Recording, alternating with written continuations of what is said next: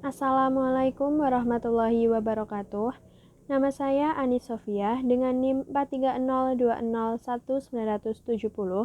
Saya akan menjelaskan materi mengenai pengertian manajemen dakwah, ruang lingkup serta fungsi dari manajemen pelatihan dan dakwah. Seiring dengan perkembangan peradaban manusia, dakwah yang dilakukan pada zaman dahulu dengan zaman sekarang berbeda. Cara penyampaiannya pun juga mengikuti perkembangan zaman. Sebagai pendakwah, kita boleh mengikuti tren zaman, namun tidak boleh tenggelam dalam arus modernisasi media, disebabkan media tersebut hanya sarana untuk menyampaikan dakwah. Pengertian manajemen adalah untuk mengendalikan, mengatur, sehingga manajemen memiliki kegunaan untuk mengurangi hambatan-hambatan dan memudahkan tercapainya suatu tujuan.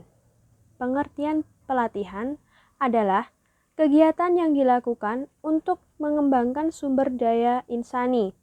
Dengan pelatihan harus mampu membantu menambah kemampuan seseorang, menimbulkan perubahan kebiasaan, dan berkaitan dengan pekerjaan tertentu. Pengertian dakwah yakni mengajak, menyeru, mengajak manusia untuk berbuat kebaikan dan mencegah pada yang mungkar. Dapat disimpulkan, pengertian dari manajemen pelatihan dakwah adalah sebuah proses perencanaan, pelaksanaan, dan pengendalian kegiatan yang berhubungan dengan peningkatan pengetahuan, pengembangan keterampilan dalam upaya perubahan sikap dan perilaku yang diridhoi oleh Allah Subhanahu wa Ta'ala. Materi selanjutnya adalah perencanaan pelatihan dakwah. Manajerial dalam dakwah merupakan aktivitas yang dilakukan oleh sebuah kelompok dalam lembaga untuk mewujudkan suatu usaha tertentu, yakni melalui yang pertama, pengumpulan sumber daya dan segala bentuk fasilitas dakwah.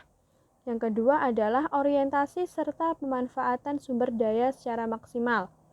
Aktivitas manajerial meliputi yang pertama, taktih, yang kedua tanzim, yang ketiga taujih, dan yang keempat riqobah.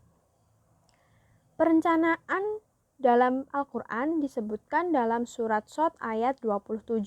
Tahapan-tahapan dalam perencanaan pelatihan dakwah yang pertama adalah studi penjajakan kebutuhan pelatihan dakwah, yang kedua identifikasi kebutuhan pelatihan dakwah, yang ketiga analisis pohon masalah kebutuhan pelatihan dakwah, yang keempat analisis kebutuhan pelatihan dakwah, yang kelima merumuskan tujuan pelatihan dakwah, yang keenam merumuskan sasaran pelatihan dakwah, yang ketujuh penentuan materi pelatihan dakwah, yang kedelapan menyusun kurikulum pelatihan dakwah, yang kesembilan menyusun silabus pelatihan dakwah, 10 memilih pelatih pelatihan dakwah, yang ke-11 menyeleksi peserta pelatihan dakwah, yang ke-12 menentukan waktu pelatihan dakwah, yang ke-13 memilih tempat pelatihan dakwah, yang ke-14 mengatur ruangan dan alat pelatihan dakwah, yang ke-15 mengatur jadwal pelatihan dakwah, yang ke-16 mencermati biaya pelatihan dakwah,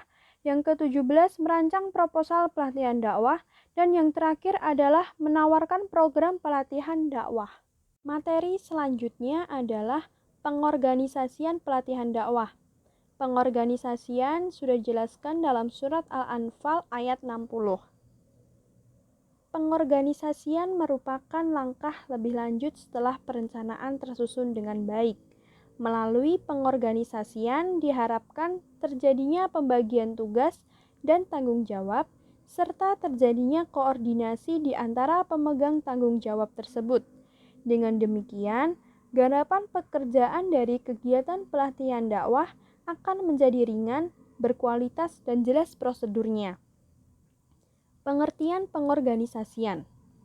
Pengorganisasian adalah proses penyusunan struktur organisasi sesuai dengan tujuan-tujuannya, sumber-sumber, dan lingkungannya. Organisasi memiliki dua aspek. Yang pertama, yaitu struktur organisasi, adalah susunan komponen-komponen atau unit kerja dalam organisasi. Yang kedua adalah aspek perilaku. Karena struktur organisasi diisi oleh sejumlah orang, maka terjadi proses perilaku. Proses perilaku tersebut antara lain komunikasi, pengambilan keputusan, motivasi, dan kepemimpinan. Terdapat tahapan-tahapan dalam pengorganisasian pelatihan dakwah. Yang pertama adalah mengorganisasi kebutuhan pelatihan dakwah, kemudian membentuk kepanitiaan pelatihan dakwah, selanjutnya memilih orang yang tepat, pembagian kerja, dan kepemimpinan sebagai kunci pengorganisasian. Materi selanjutnya adalah pelaksanaan pelatihan dakwah. Pelaksanaan pelatihan dakwah dalam Al-Quran disebutkan dalam surat Ar-Rod ayat 11. Pelaksanaan adalah rangkaian utama setelah perencanaan dan pengorganisasian. Pada pelaksanaan pelatihan dakwah berlangsung kegiatan yang mengkolaborasi antara unsur-unsur pelatihan dakwah. Sukses tidaknya pelatihan dakwah akan sangat tergantung kepada pelaksanaan.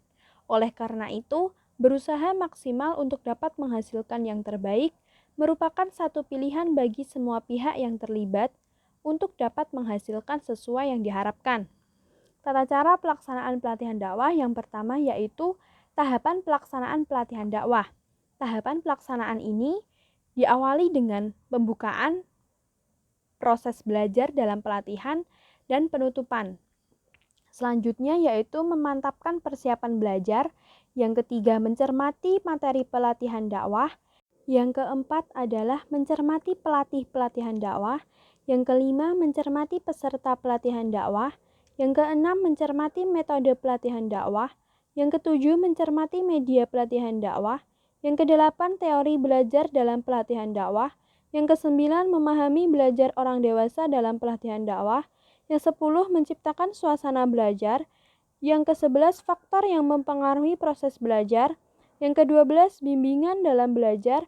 Dan yang terakhir adalah membangun pelatihan dakwah yang efektif. Materi yang terakhir adalah pengawasan pelatihan dakwah. Dalam hal ini dijelaskan dalam surat Al-Baqarah ayat 186. Pengawasan dalam pelatihan dakwah merupakan rangkaian dari perencanaan dan pelaksanaan. Pengawasan dilakukan untuk melihat sejauh mana kesesuaian perencanaan dengan jalannya pelaksanaan pelatihan. Pengawasan juga merupakan proses dasar yang diperlukan. Proses pengawasan pelatihan dakwah terdiri dari 3 tahap, yaitu menetapkan standar, pengukuran, dan menentukan kesenjangan. Selanjutnya ada tindakan korektif dalam pengawasan. Tindakan korektif terhadap masalah ada yang dapat dilakukan selama latihan dakwah berlangsung. Setelah ditemukan penyebabnya, kemudian menentukan usaha mengatasi yang paling tepat. Tindakan korektif erat kaitannya dengan pengambilan keputusan untuk memperbaiki atau menjawab masalah yang ditemukan. Selanjutnya, pengawasan efektif. Pengawasan pelatihan dakwah yang efektif dapat dilakukan dengan mengacu kepada Total Quality Control atau TQC.